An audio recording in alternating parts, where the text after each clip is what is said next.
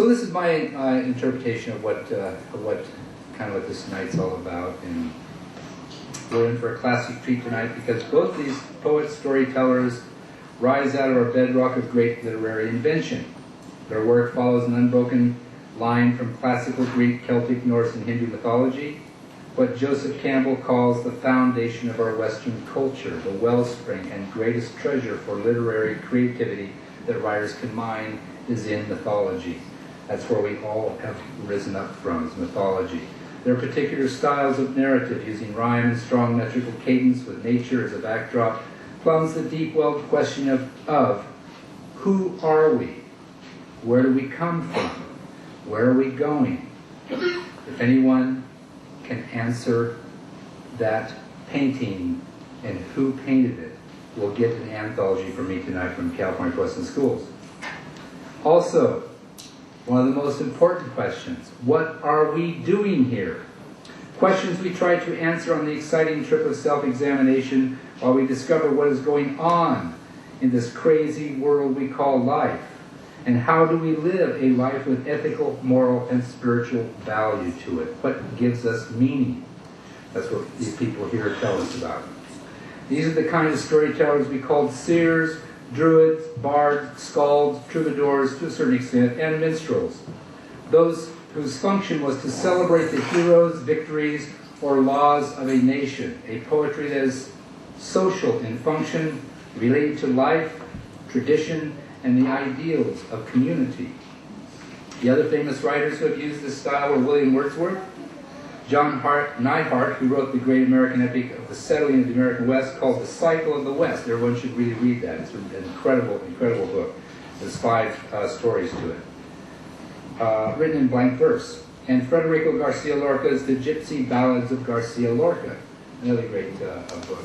So with that, we jump into our first reader, Sam Mills.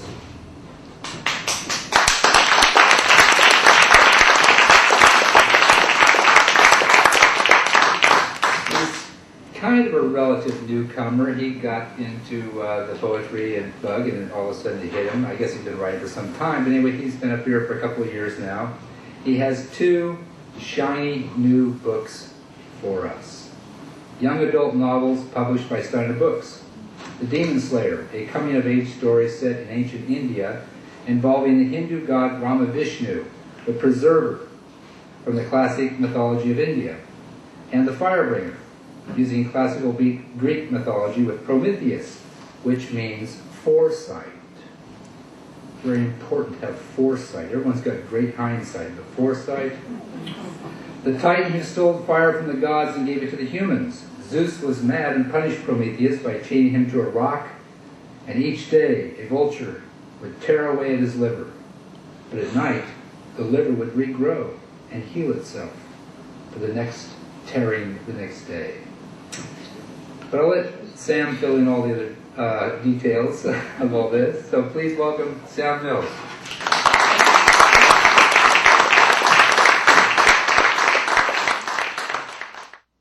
I want to thank Bill and Chris and Todd and Julie, the 4 pillars of this organization, for inviting me to be a reader, especially when I don't even consider myself to be a poet. I think I'm a novelist.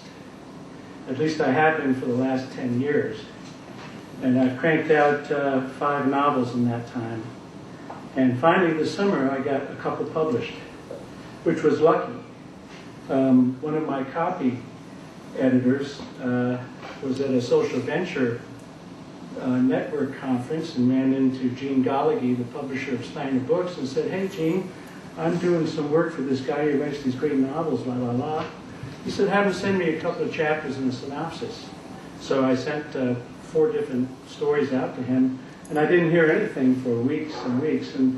But usually when you send stuff like that, you don't hear anything anyway. Sometimes you get the dear, sorry, but no thanks.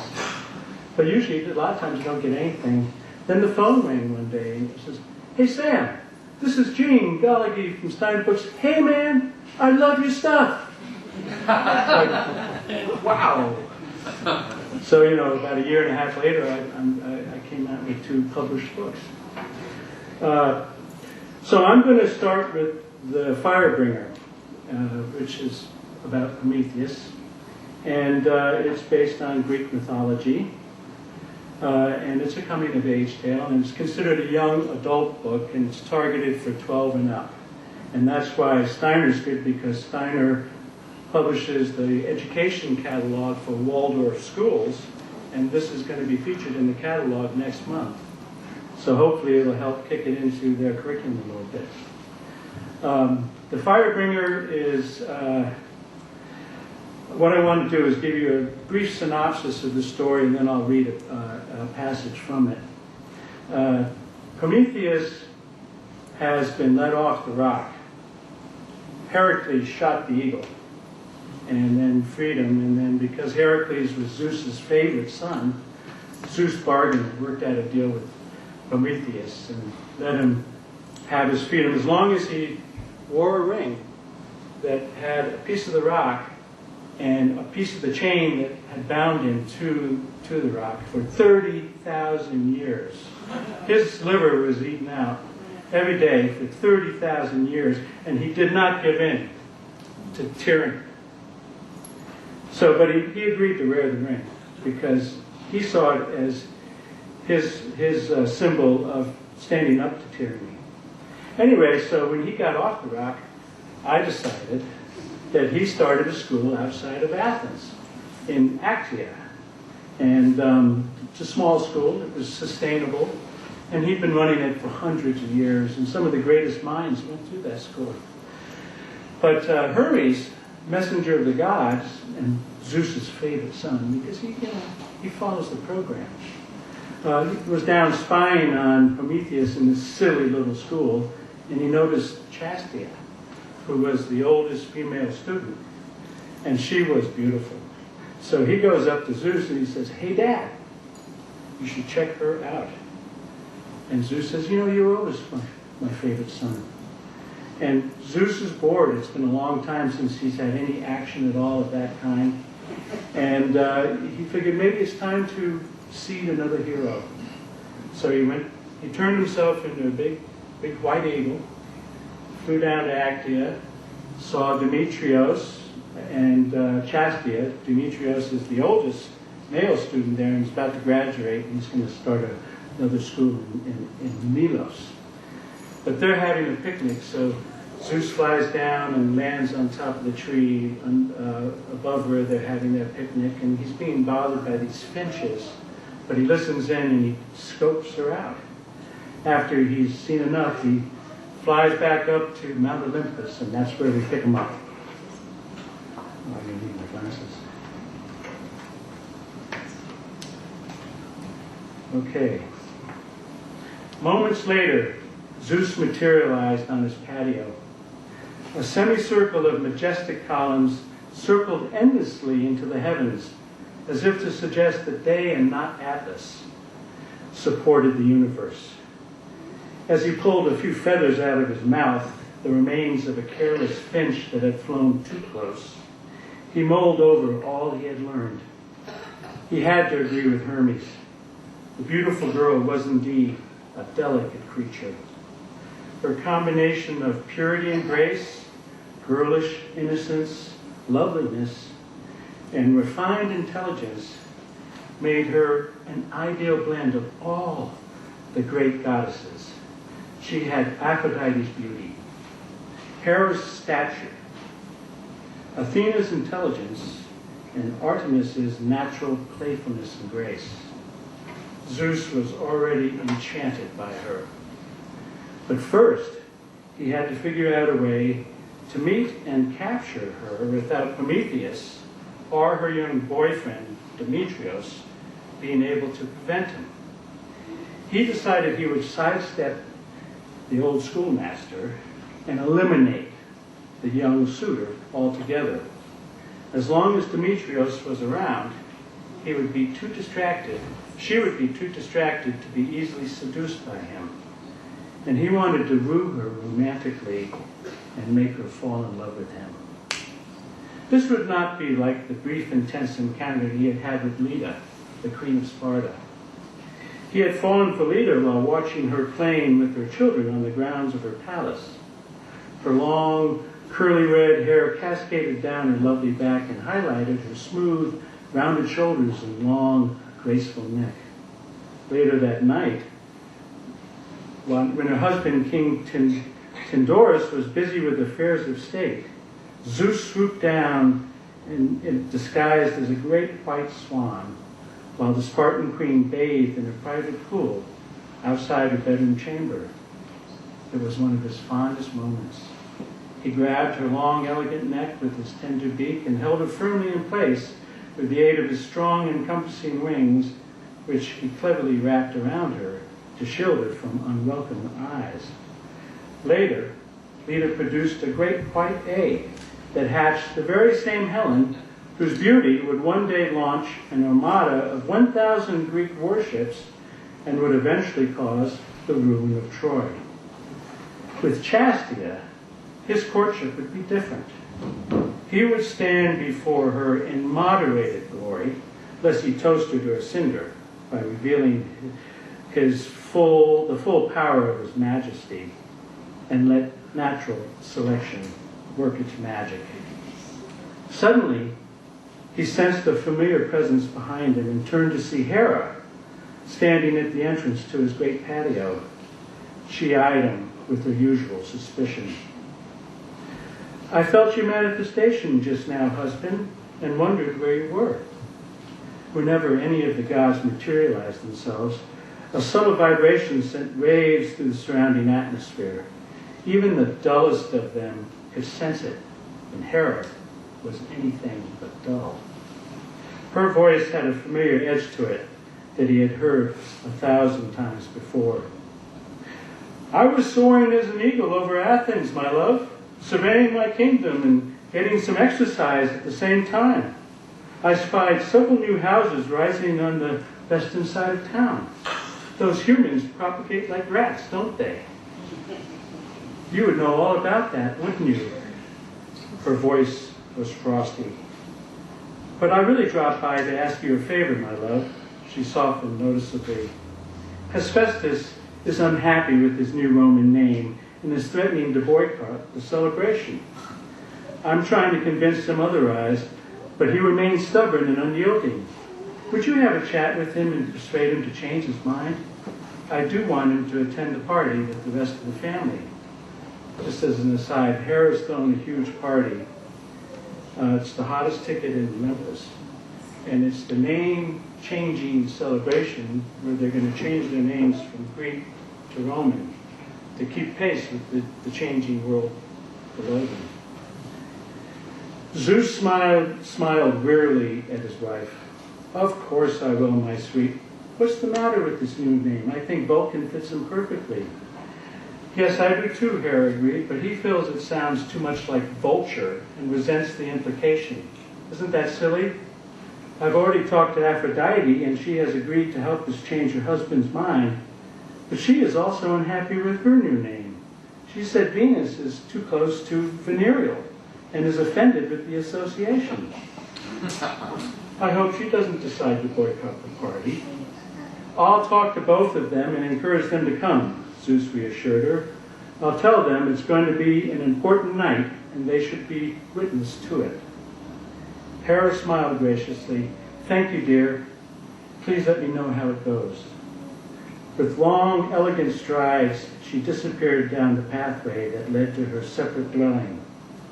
Zeus sensed that he best pursues Chastia with stealth and caution. Hera was already suspicious. He hated the way his wife could read him like an open book. Whenever he started sniffing around a new prospect, she was on him like a stinger on a bee. He would have to tread carefully, or he might subject himself, or more likely, poor little Chastia, to some painful consequences. But first things first, if he was to have any chance at all with the lovely maiden, he must figure out how to remove her handsome young boyfriend from the field of play for good.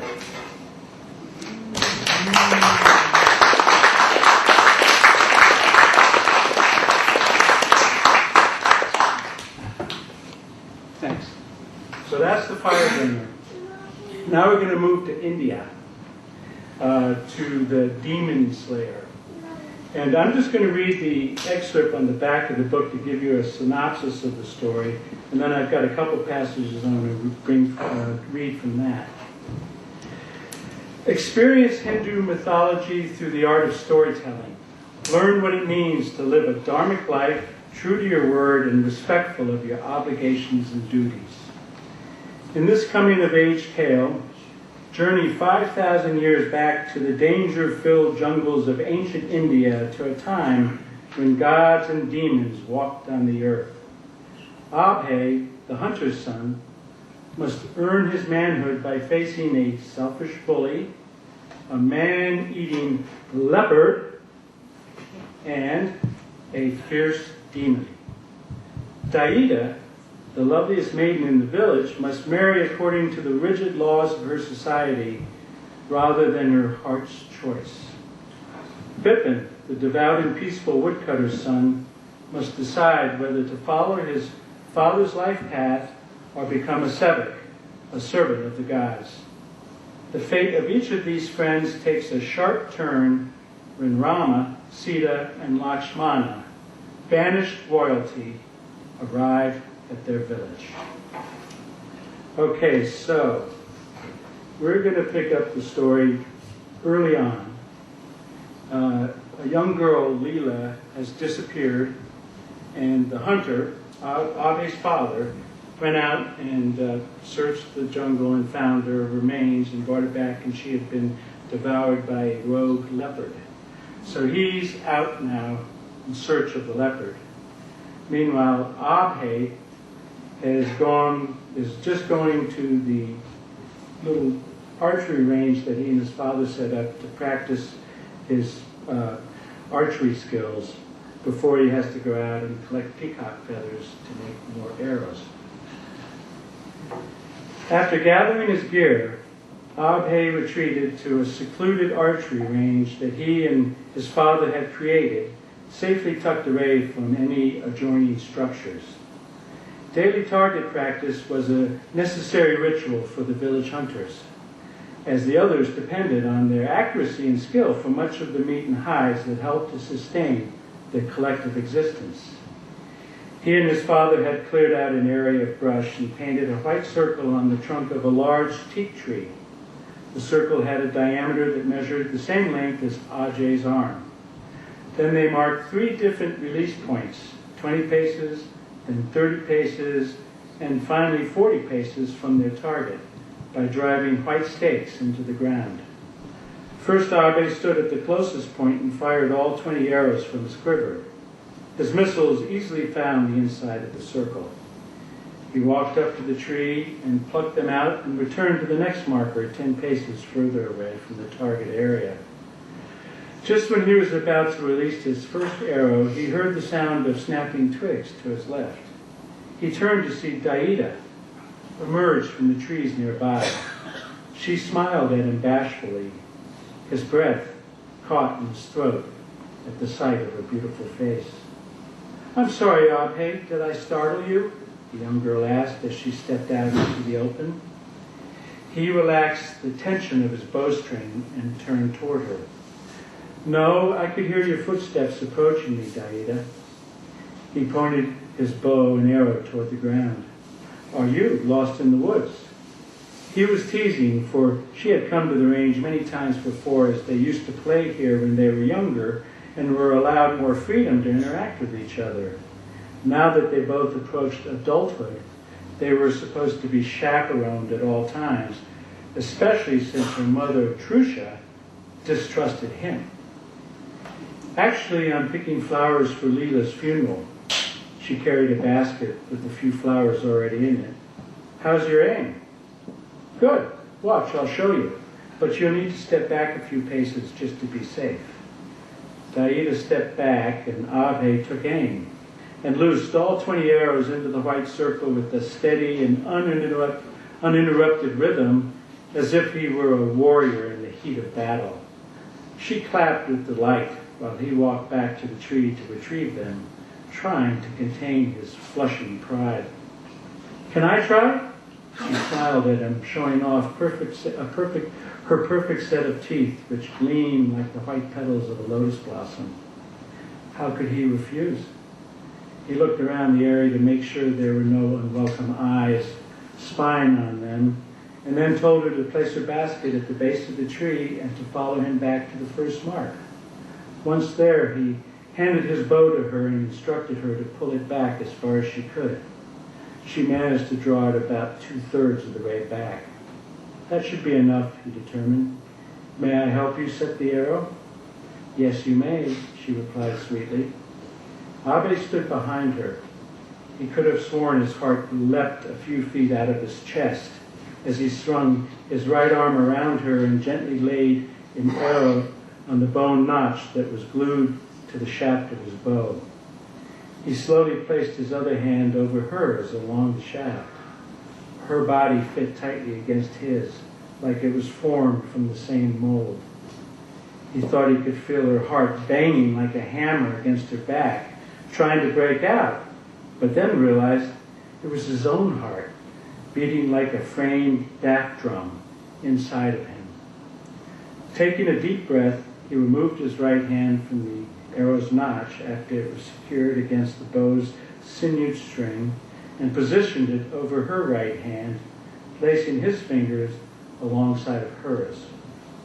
They cautiously pulled back the bow's taut string together. When it reached the level of her cheek, he adjusted the direction of the shaft and whispered for her to let it go. He released his fingers at the same moment. The arrow streaked through the air and struck firmly into the center of the white circle. They stood in silence and stared at the arrow's shaft as it quivered for an instant and then grew still. A sense of shared magic permeated the space around them, as if an eternal connection had been forged at that very moment in time. Then the twin sensation evaporated like a puff of smoke and was gone. Nice shot, Daida, he whispered in her ear. She waited a moment, for she was reluctant to spoil the experience with words, and then responded in her own equally hushed voice. Yes, nice shot, Abe. He dropped his arms, holding on to the bow, and freed her from the containment of his stance. She turned around and looked directly into his eyes. Abe felt as if a bolt of lightning penetrated his consciousness, numbing him and leaving him helpless before her. She was so beautiful, so present and alive. He knew he would love her forevermore. Obviously moved too, a tear glazed the corner of her right eye. She quickly averted her gaze and stared down at her feet. I must go and collect more flowers. Thank you for helping me experience the power of your bow. You're welcome. It was all he could think of to say. She walked back to the tree and picked up her basket. She glanced at the arrow shaft one last time, turned and smiled at him, and then disappeared into the trees and was gone. The question is, will they end up together? Unfortunately, she's been betrothed to Vishal, the town bully, whose father is the steward to the Hemish, the sage, and to the ashram, and has more status. And since Trusha, her mother, is the village matchmaker, Daida has no choice at all. I'm going to read one more short passage. It's about the baddies, the demons. And you're going to meet them just as the reader does. Many leagues to the north of Abe's village, two demons crouched under the sweeping branches of a large cripple tree and picked at the remains of a human child. They had just kidnapped the young boy from a nearby village that adjoined an ashrama on the banks of the Narmada River. They both agreed that the little fellow made a tasty and delicious treat. Even though the soft meat had long since been devoured, they still gnawed on the child's bones, for a Rakshas's hunger is hard to quench. Panshira, the larger of the two demons, picked at some stubborn pieces of sinew with the 2-inch claw of his right forefinger. The stubborn gristle had lodged between his sharp and pointed fangs. "Yes, he made a tasty little morsel indeed, nice and sweet," he observed. "But I'm thinking a wild hog might be fitting for our next course. I spotted a pig's trail a little way back and think we could run it down in no time at all. What say you, brother? Are you game?" Durapa, a tall and lanky demon, belched contentedly before he responded to his older brother's suggestion.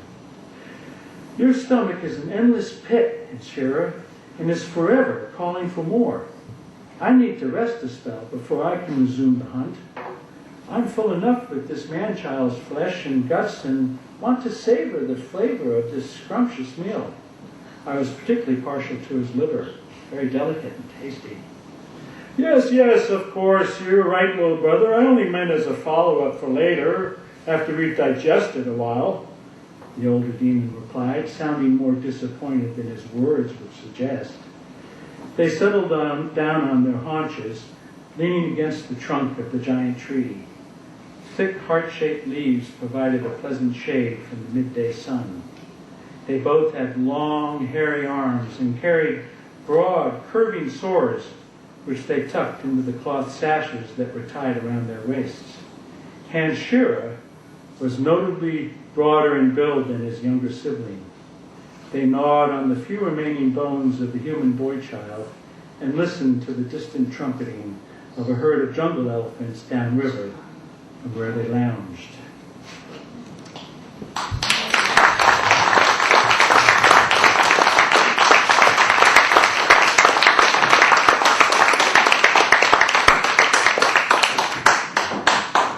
There's a lot that goes on in the Demon Slayer. You want to know, do Abhe and Daida end up together? Can Abhe survive not only the bully, but the leopard, and then the demon? What happens when Rama and Lakshmana and Sita arrive, and how do they become mentors to Daida and Bipin and Abhe? Also within the story, there's about 5 different Hindu myths that are recounted or told as part of the story. Anyway, I'm going to finish up with a ballad. This was written when my girl was 10 years old. She's now 21. But it inspired this story, which is called The Golden Aspen Leaf.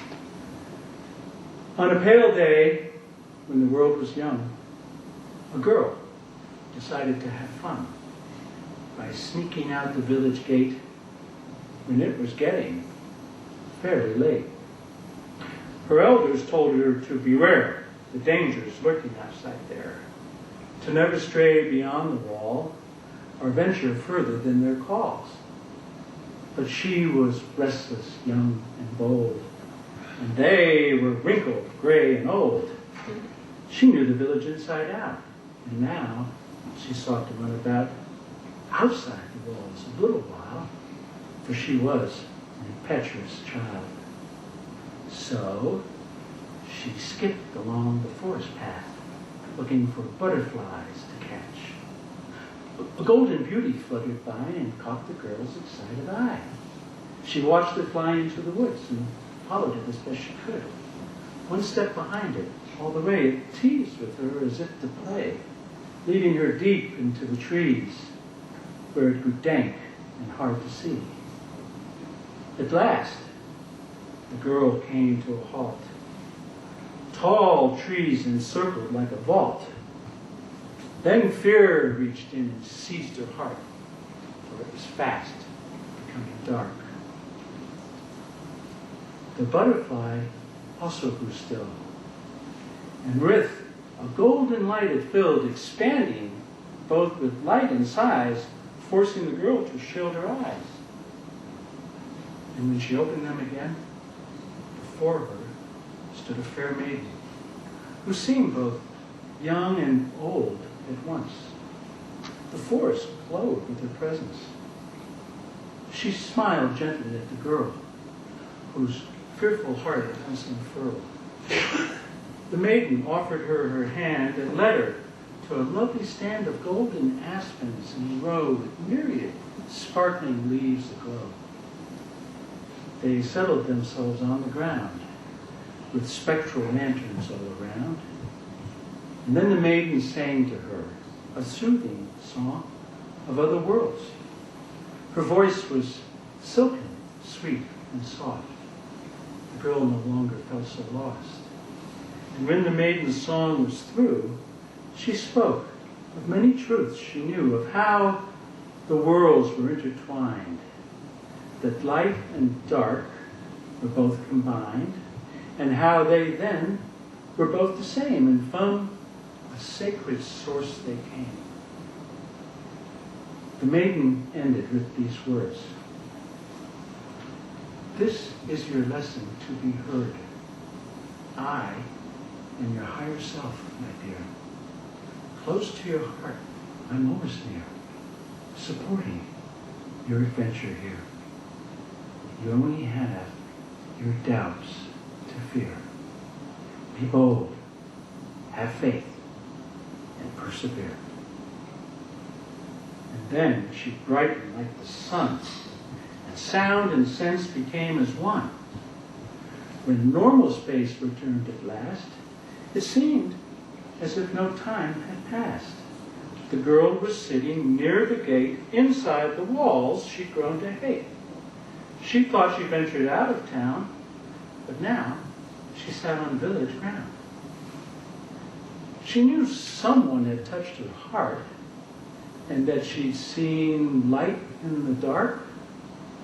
She wondered if she'd had a dream of butterflies and gold light beams.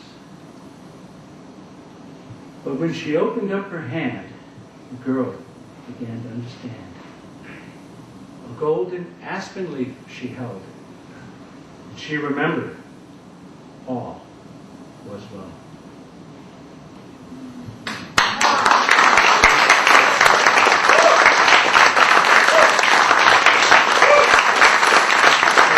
Thank you all very much. Thank you very much. CDs. Okay, so Richard Gill. I first heard Richard Gill on one of my first visits to Nevada City, somewhere around 1980, 1983, in his Traveling Medicine Man shows, complete with a horse-drawn wagon and tonics. He convinced me there that here was the place to be. Any community that supported a traveling medicine man was the place for me. So Richard's got a multimedia spoken word presentation, a CD of it all to take home with you for a very small fee. Remember, support your local poets. It's good medicine. Similar to the theater production with sculpture and music, word wizardry, mystical revelations, incantations, and sparkling imagery as tools of the trade to entertain and provoke our minds and hearts to what really matters in our lives. We also have Gianna Rome, who's going to be providing a musical accompaniment. So please welcome Richard Gill.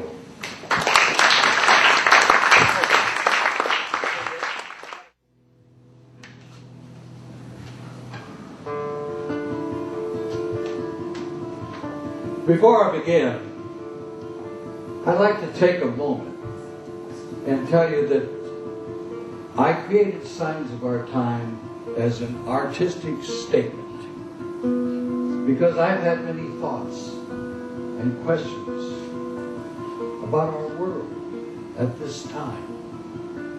So, as an artist, I have combined several of my art forms into one. The poetry to produce the story, the spoken word to present the story, and the sculpture to give you a lasting image, and with Mr. Johnny Rome's music to create an overall feeling. And it is my hope that Signs of Our Time will give my audience something just a little bit different to think about.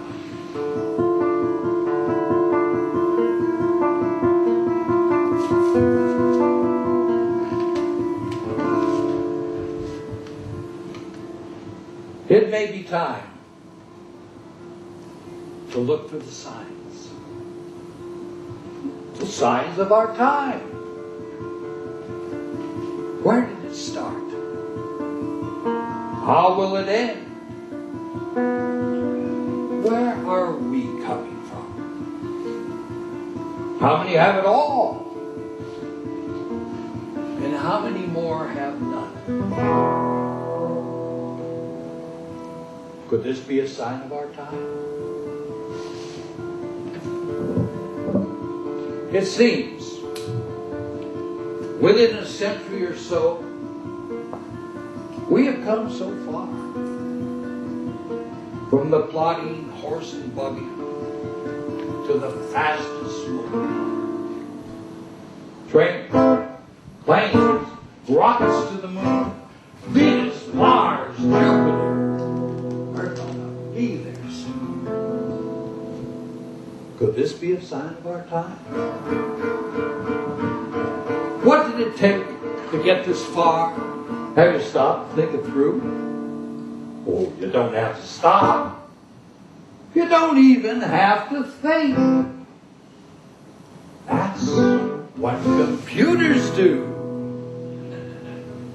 Is this a sign of our time? We drill the ocean's bottom with the fishes and the fowl. We drill some, we spill some, we kill some. We put it in the tank, take it to the bank, clean up the mess and leave the rest. Raise the gas, get the cash. One big laugh. Is this what people do? They take the best, screw you? Or is this just a sign of our time? Factories turn out luxuries for the masses to enjoy.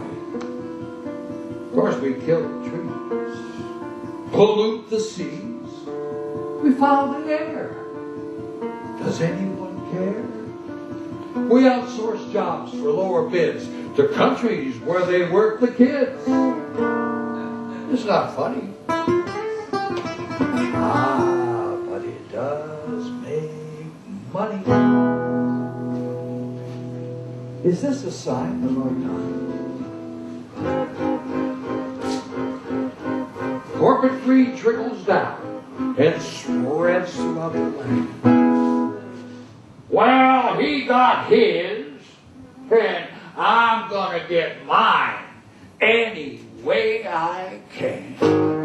Downside, crime, rising welfare, cheating, healthcare, cleaning, cut the school, raise the pool. Could this be a sign of our time? Could this be a sign of our time? The Dow close up, and the Dow close down. NASDAQ, it takes a dive. Because we got people running, because Jesus is coming. Those simple folks are smoking their dope. They're looking for hope. They praise the Pope. They join the cult. It's not your fault. Opinion polls and mind controlled. Fill the jails and kill the males. Leave the dummy and make the money. Do you want some more? Start a war. Is this a sign of our time? Now I've heard it said, the end is nigh with apocalyptic rain.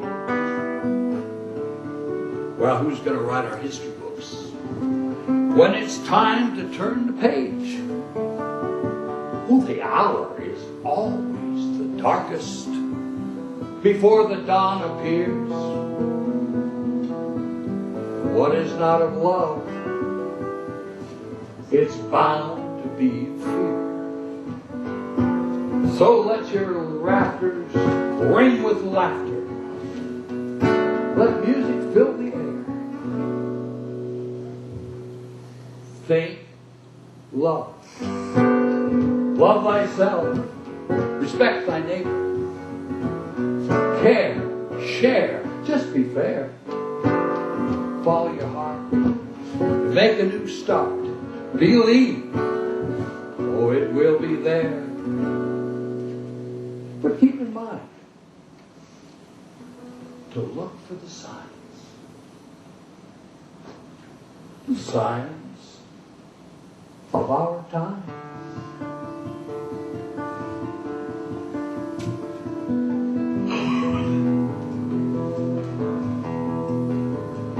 There's a virus spreading, and it's creeping across our lands, lurking on the city streets and byways.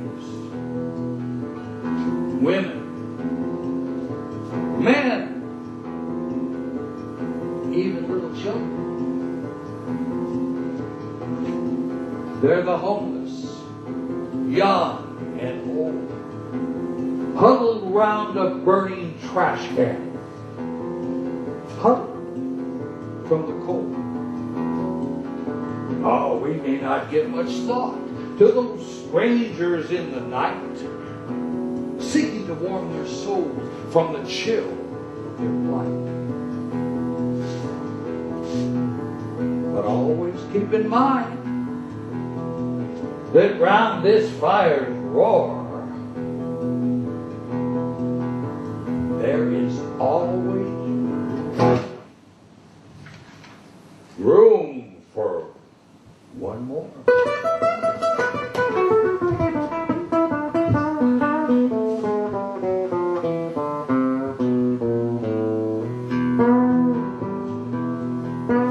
Welcome, friends. Why, come, warm your hands. Oh, there's always room for one more. Oh, our house has no windows, no roof, no walls, and no door. But we welcome you. Spend this time. Share some smoke.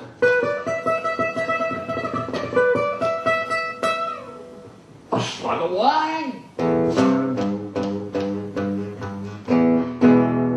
To ease the soul and soothe the mind. Oh, there's always room for one more. Why, our legions transcend races. These shapeless, nameless faces. We're hopeless drunks. We're war vets.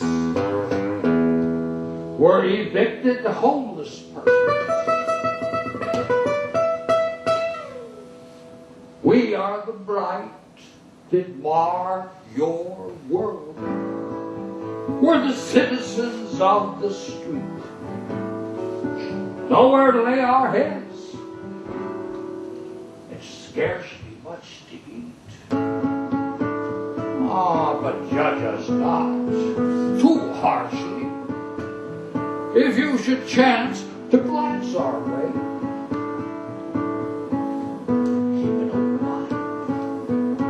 And heed the words I say. For if the odds should stack against us, and luck would close her door, fate may point its finger at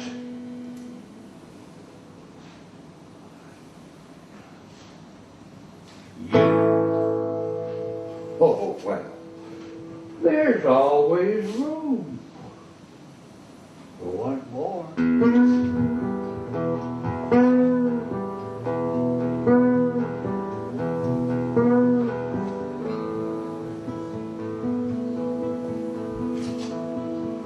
I want to tell you a story about a man you may never meet.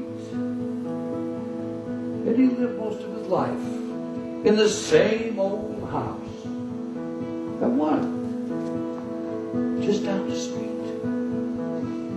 He married, raised a family, beneath that aged, battered frame. And he grieved on the porch for his loving wife the day the angels came. Oh, he worked hard to take that mortgage. He paid his bills on time.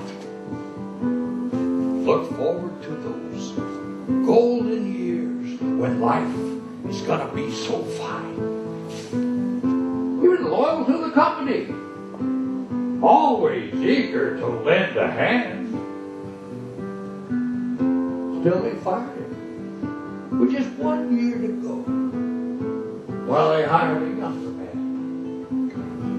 And when his wife contracted cancer, and she died 2 years to the day.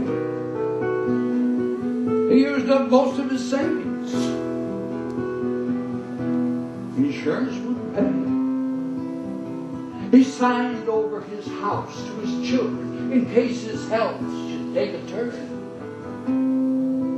To have a loving place to live became his main concern.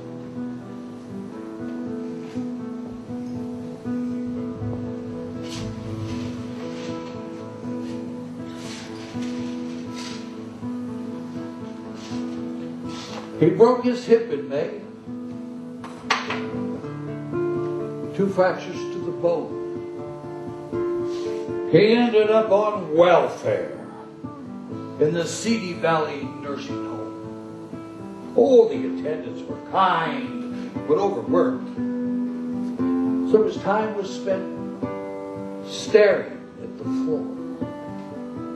Old friends? Oh, they've mostly gone now.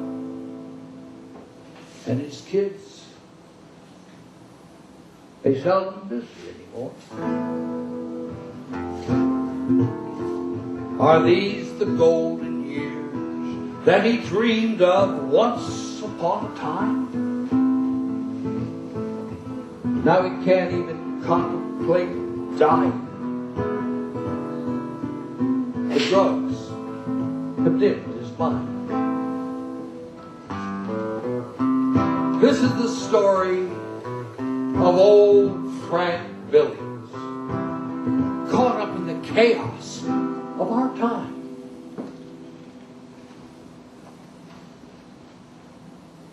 We're sorry for you. Oh, in many forms, the elusive, ever-changing truth. What is your truth? Webster says, truth is conformity with a verified fact of reality. Well, what is real? What is fact? There was a time the world was flat. That was that. A common fact. But to our surprise, we suddenly found the world is round. Now the laws apply, and you can't deny that in the sky man can't fly. Oh, can't you see? It just can't be. It's a reality. Then all too soon, we're on the moon. Where is the truth? Now there's a belief that's held by all, and from our souls we heed a call of something bigger, greater, they say. And to this unseen force we pray. Though many differ in their quest, each one is righteous from the rest. And so we battle, kill, and maim. Though our beliefs are much the same. Who has truth.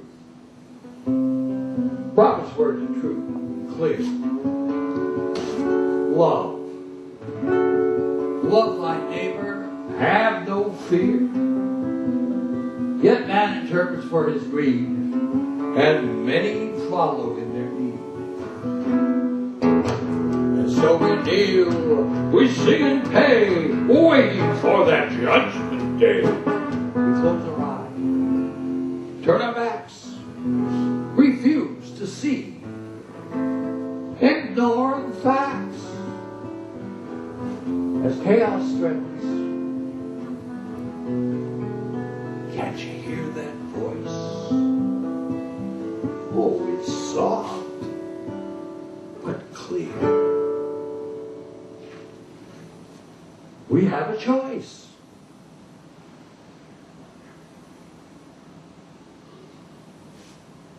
Is that the truth?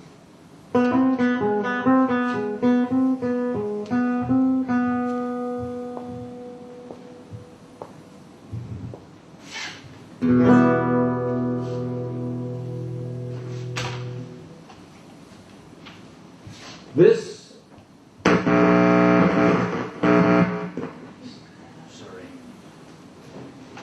sorry. This is my statement about war. No particular war. Just every war that has ever been fought. This is about every man or woman who has ever been lost in a battle, and every family that has been made to suffer that loss. This is about victory. Every victory ever won.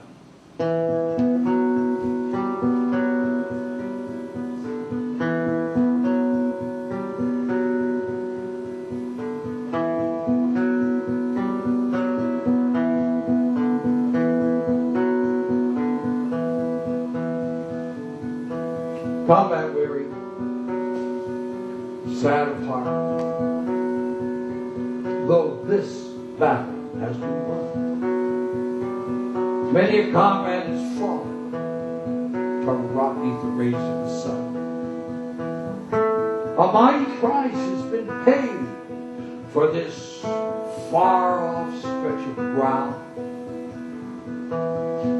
Tomorrow at dawn, the forces will group and destroy another time. How many men will be ground underfoot? And how many families will split? How many times must we witness the scourge before our eyes see? That no matter how far an army may march, in response to its leader's call, we may ask the question, when those guns grow null, has there been any change at all?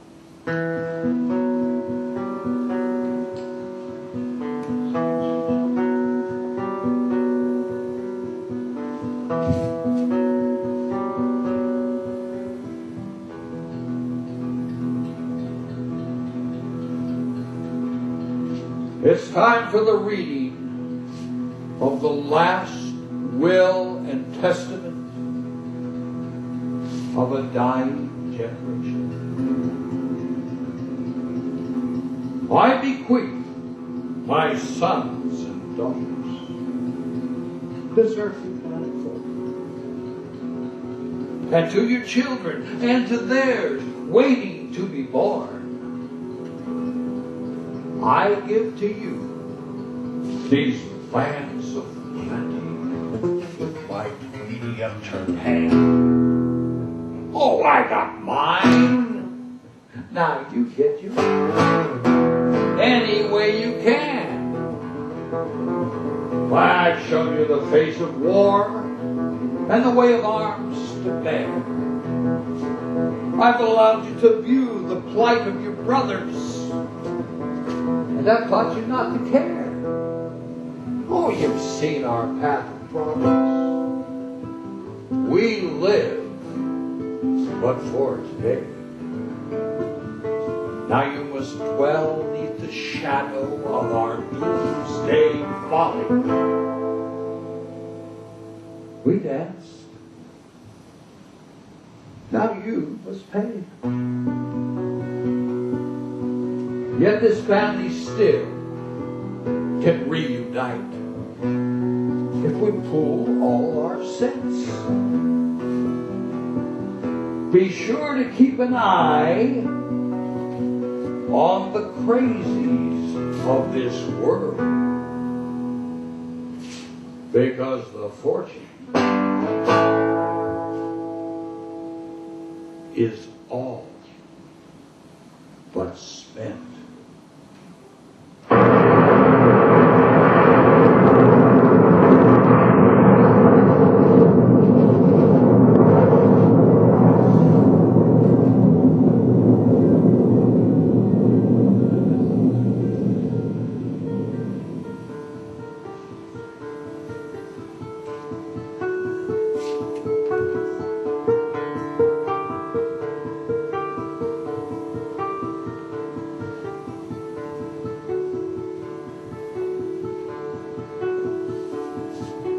Who will build our cities of tomorrow? Who will those ones be? Where will come the leaders of our world? We'll just have to wait and see. But can we find these wise and special beings to cope with this changing age? What names will appear in history when we elect to turn the page? It won't be the ones that gave us these lands, for their day has come and passed. And it won't be the ones that accept it today. Present never lasts. It's to the men and women of the future that we hand our worldly baton to inherit our earth, to guard, protect, and then to pass it on. It's to our little children where lies our destiny. Raise them strong but gentle, like a sapling tall and free. Teach them to honor the bounties of our planet, the stately forest trees, the rivers, streams, the oceans, the precious air we breathe. For these things are like the lingering chord of an all-familiar song. They never can be missed until the day they're gone. So maybe it's time to look for the signs of our time. I see trees of green, red roses too.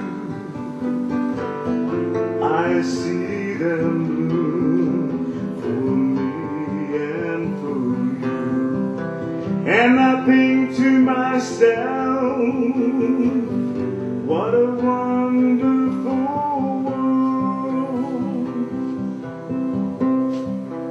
Well, that's what we have to say. And I hope it's given you something to think about. And on behalf of Johnny Rome and myself, we just want to say